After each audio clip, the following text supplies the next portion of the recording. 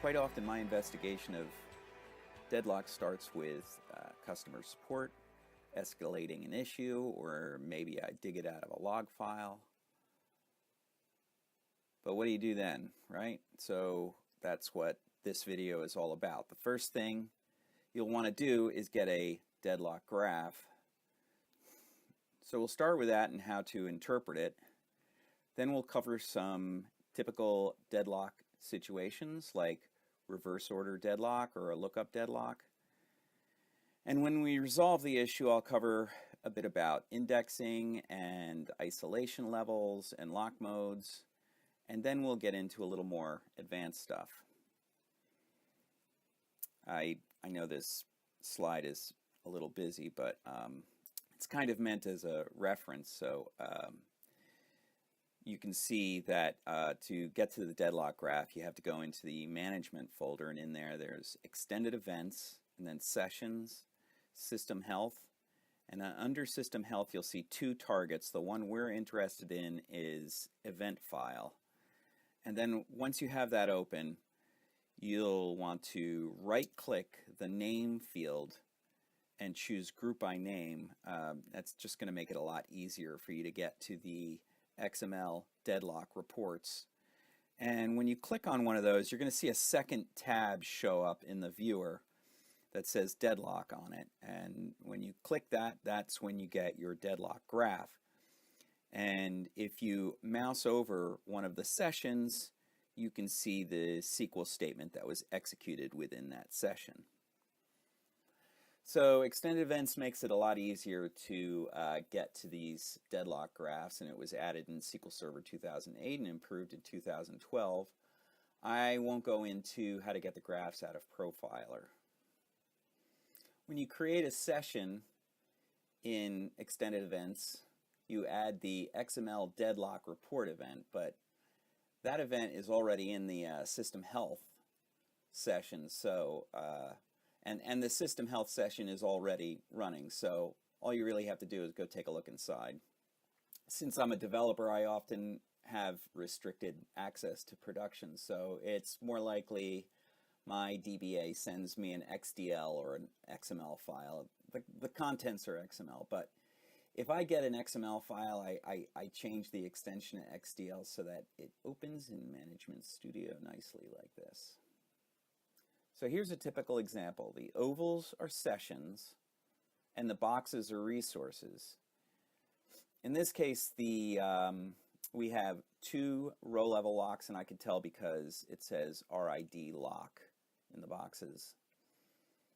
Session 59 here has already updated a row in the first table. And since it's a transaction, it's holding onto an exclusive lock on that row. I can tell because the arrow says owner mode X. X is for exclusive. And now it's requesting an update lock on a row in the second table. So you see request mode U.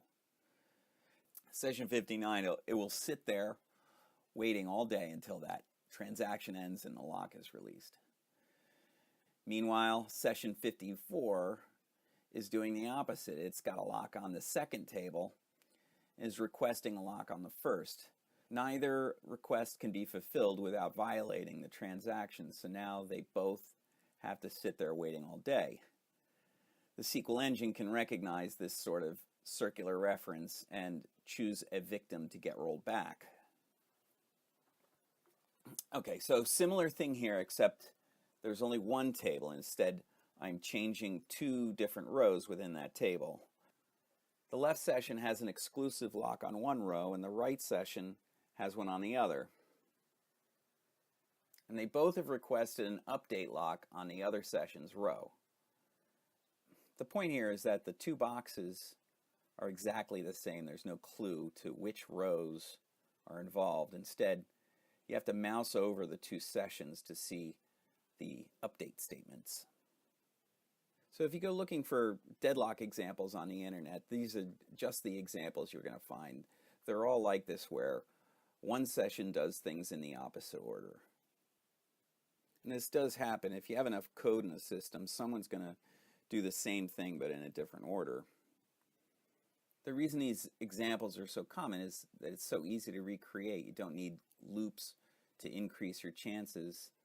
You just run the steps one at a time. But this isn't what I see in real life. That said, every deadlock is just like these in that two sessions have locks that the other one wants. Well, that is unless there's more than two sessions involved, which is possible. But short of that, the graphs all tend to have the same layout as these. All right, so let's look at a better example, and you'll see what I mean. This example is called a lookup deadlock. I have this user table here with 3 fields, and it has a primary key on ID and an index on name. So I have 2 sessions here. One does a select in a loop, and the other one does an update in a loop. And I have to change the name, or this doesn't work. So I'm just switching from Bob to Sally and back again. The goal here is to change both the data in the table and the index. It used to be that the execution plan showed the index update as a separate step, but if you look at the bottom of this tooltip here, it shows both of those objects in this one step. And the other goal is for this select to do a lookup. That's what the PW field is for. It's not in the index. So once the name is found in the index, the plan needs to do a lookup in the table to get the password. So hopefully these 2 queries look normal. I want them to look like they wouldn't cause deadlocks. If I get them both running, it won't take long for it to deadlock. So sure enough, I got some deadlocks here. Now let's go take a look at the graph. Management, extended events, sessions, system health, and event file. Right-click the name column and choose Group by this column. If you don't see your deadlock, sometimes it needs a minute. I usually just have to close the target and open it again. This one here looks new. And here's that second tab. Let's look at the resources first. Key, the value for this key is somewhere in this clustered primary key. And this other key is in the index. So this is the victim, and it was doing a select. And you can see it says owner mode S for shared. It was also requesting a shared lock on the clustered primary key. We'll find out why that happened. Hint, it was doing a lookup. And the other session was doing an update. It had an exclusive lock on a key in the clustered primary key and was requesting an exclusive lock on a key in the index. If you remember, I checked the execution plan to make sure it was updating both the clustered primary key and the index. That's because I wanted to make sure it would request locks on both. All right, so if this was an actual deadlock investigation, what would we do next? Well, I would probably copy those queries and use an execution plan to figure out why they wanted those locks. It's hard to copy queries out of this graph, so it's easier if I open up this, switch to the details and open up this XML. By the way, this is what you should save if you want to send it to someone else, and save it with the XDL extension instead of the XML one that it has here. Here's the update statement. Now we have another problem. You might not end up with the same execution plan. I mean, your development environment is not production, so if the plan doesn't explain the locks, you'll need a plan from production. Or maybe you can restore a backup from production, but you'll probably have to ask your DBA. Either way, you should wrap your queries up in show plan statements. It's safe. It doesn't actually execute the update, so it's like an estimated execution plan. You run it, it returns XML, and you get what your DBA would send you. It opens up right in Management Studio. See the extension SQL plan. I'll mouse over the clustered index, update again. You'll see the two objects listed at the bottom, the clustered primary key and the index. Boy, wouldn't it be nice if this one step could get all the locks it needs without anyone else getting in between. Instead, every once in a while, a lock on the index manages to squeeze in between, and that's essentially what we're creating here with those loops. So I think you understand the update statement. Let's go take a look at the select, because it requests locks in the opposite order. First, it did a seek on the index, and then it had to do a lookup on the clustered primary key. I just want to make sure these events are clear to you. So we have two sessions in ovals and two resources in boxes. This time, they're both key values inside indexes.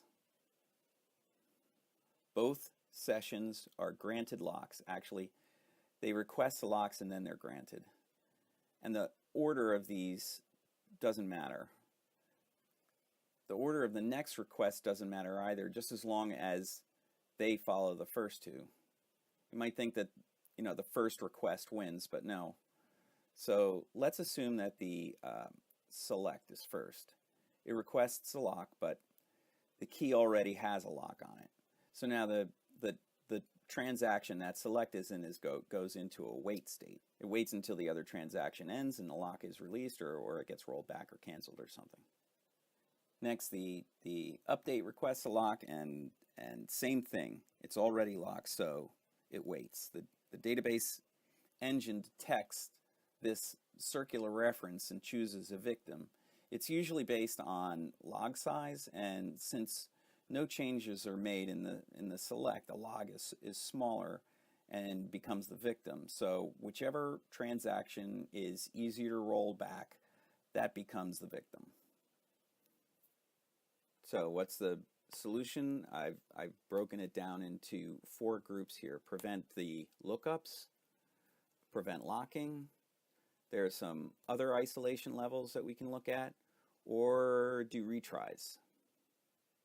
If the optimizer, in an execution plan decided to go right for the table data, it can get all the data it needs right there, but in that case, it would have to do a scan.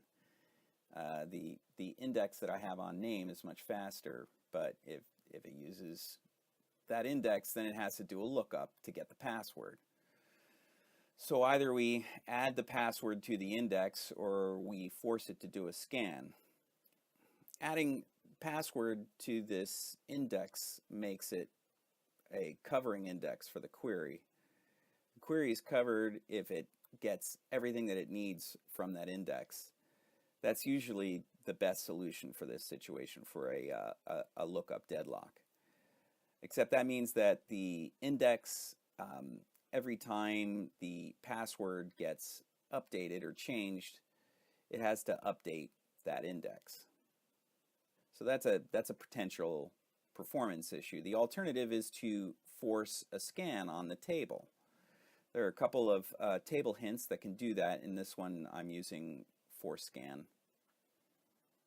Another idea is to prevent locking, which is fine. In this case, that would be fine. In this scenario, the selects are all in a separate session, and there's really no need for any locking. Using the no lock table hint or the read uncommitted isolation level is pretty much the same thing. But either way, it can be a little dangerous because you might end up doing a dirty read. I mean, you did just have a deadlock, so it's going to happen.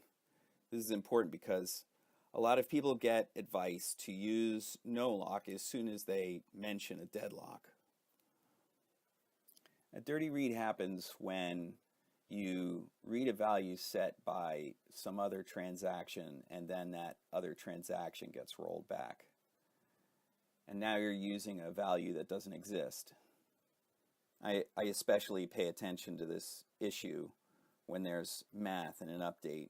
A typical example is like account balances or inventory. And there are other isolation levels. These all have issues of, performance or errors or bad values. That's an entire video in itself. So finally, retry. And I think you know where I'm going with this. It's always a good idea to have retry logic in shared objects or services. Speaking of shared, maybe you thought locks could be shared, since I did say that the select got a shared lock, and this is a good question. I should go over the different lock modes, and these are just the most common. There are like 20 of these or more. So the update had been granted an exclusive lock, and the select is requesting a shared lock.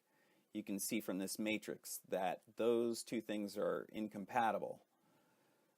So like I say, this select waits until the transaction is completed and the execution lock is released. Before I get to more examples, I'll cover some of the general tips to avoiding deadlocks.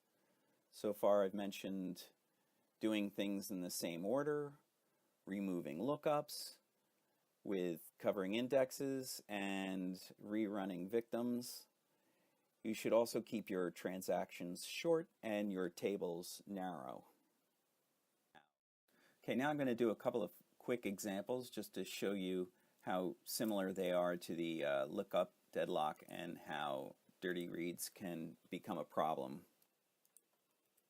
So these are the same two sessions we had before, but I just copied the update into under the select. And you can see this is a very typical thing where you do a select and then you do an update. So there you go. We still get the deadlocks, and I can tell you it's a lookup deadlock just like we had before. Nothing's really changed here except the two sessions are running the same code. This is an important point here, in that among lookup deadlocks, this is the most common in my experience. What I mean here is that when I investigate deadlocks, I usually find the exact same code is in both sessions. The code is locking on itself in the two sessions. Okay, one more quickie. So adding in explicit transactions does not prevent the deadlocks. I totally made these numbers up. It's just a guess, but I'm guessing we covered 80% of the possible deadlocks you'll encounter so far. And there are lots of causes of deadlocks. Lock escalation is my guess for the next most common one. That's when there are thousands of locks on a table or partition, so the SQL engine replaces them all with one lock on a table. Another is range locks, which happens in a serialization isolation level. Those are a little harder to recreate, and I found a better example that's easier to recreate and is also harder to investigate. This is a different table. There's no additional indexes. There's just the clustered primary key on the ID field. But I've added this trigger here that's fired by an insert, and then it performs an update on that ID field. So it's updating the clustered index, which is a bad idea for so many reasons, and I'll give you two. One is the clustered index is also our primary key here, so there are likely to be foreign keys in other tables that you're going to have to run around cleaning up. Also, the clustered index is the order of the data in the data table, and changing a value there means that the SQL engine has to go running around reorganizing the data. So here's the insert that we're going to use to fire that trigger, and I've put it into 2 sessions.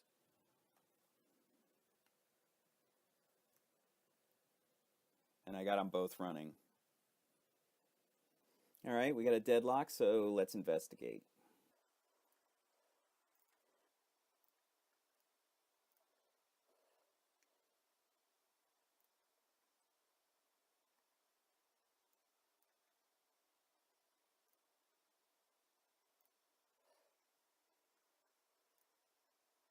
I can see that the victim is an insert statement, and I know where that's from, so let's get an execution plan.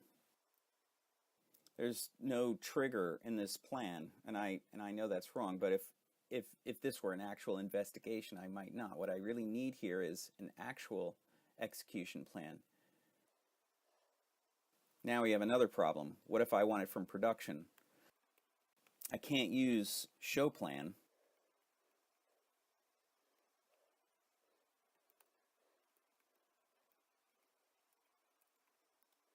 Statistics gives me an actual execution plan, but I don't want this insert happening in production.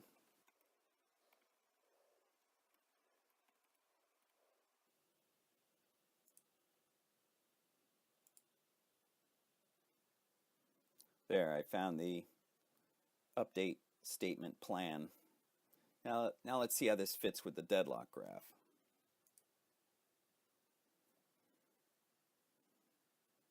I see now that the tooltip doesn't show the update statement that's in the execution plan.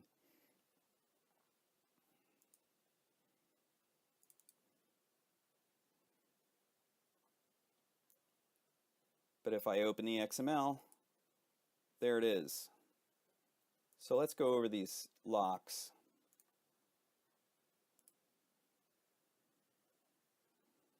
I can tell by these locks that the insert was happening over in this session, and it says, you know, request update. The update was happening over here. And let's look at the locks granted. The insert owns an intent exclusive on one page in the table. When a row gets changed, it gets an exclusive lock. The page and the table for that row get intent exclusive locks. The purpose is to keep out any changes on the page or the table, but they do allow other intent exclusives. It's compatible with itself. So let's say an exclusive lock is requested for some other row in the same page. That would be allowed. Now the order of these locks is important. Remember, the insert was granted an intent exclusive lock on the page. It is now requesting an exclusive lock on the key. All right, so that's the page lock. The update owns a lock on one key value in the clustered primary key. Yeah, this plan is nice, but I'm going to get both of the plans together here.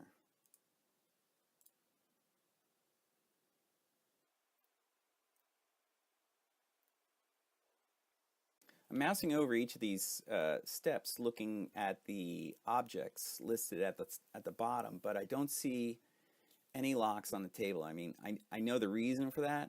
The data is in the clustered primary key, so the plan doesn't show the table separately. But I'd like to know more about what's happening here. One thing is I can query the locks with sp lock. If I were to run it like this, by the time we got to SP lock, the locks would be gone. So luckily we're in a transaction here and it'll hold on to the locks.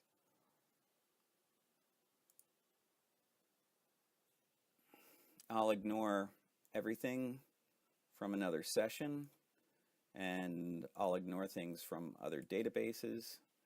And really all I'm interested in here is the ones that are on this table. I know that this is the ID of the table we're interested in.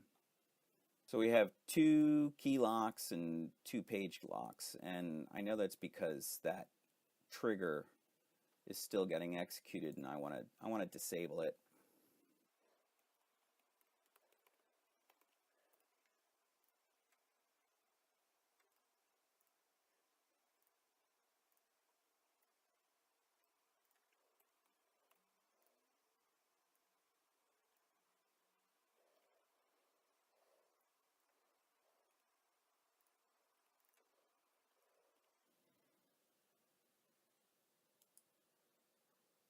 Now I only see 1 key lock and 1 page lock that are on the same table. These are the locks for the insert, and I can see it's an exclusive lock on the key and an intent exclusive lock on the page.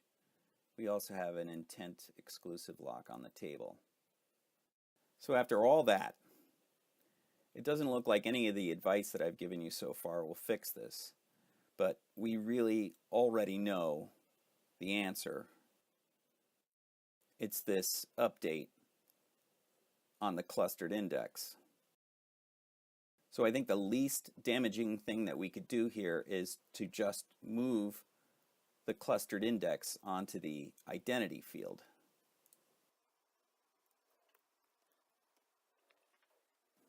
I could tell you I tested this earlier and it does not deadlock.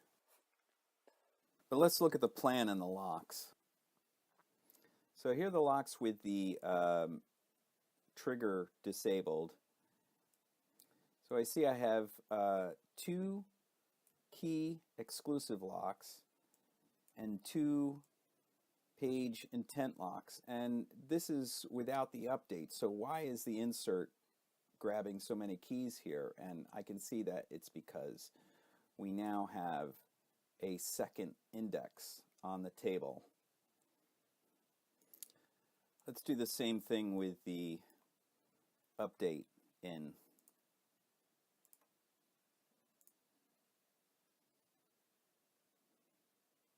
And now I see I have 3 key exclusive locks and 3 page locks.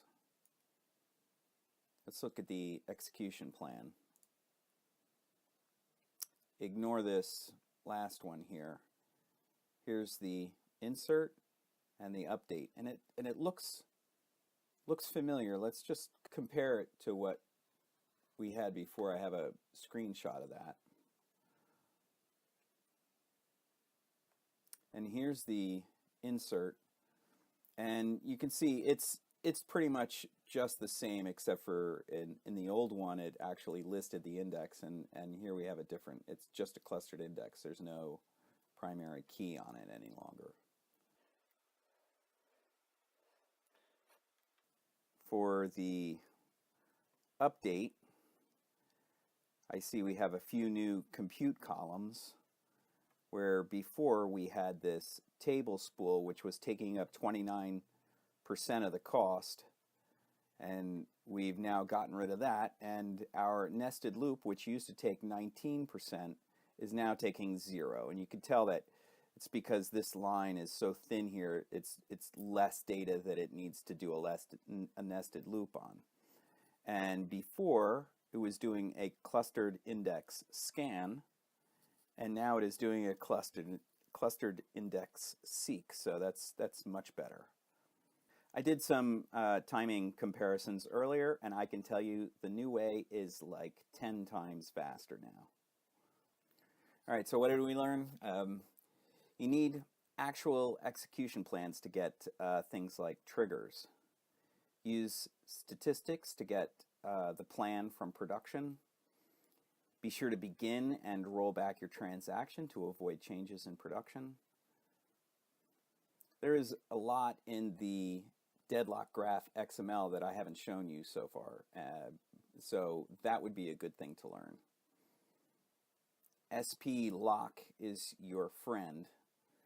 And finally, your clustered index doesn't have to be the primary key. Thank you for watching. Please give me a thumbs up, and there's many more videos to come, and not just on SQL, so please subscribe. That would really help.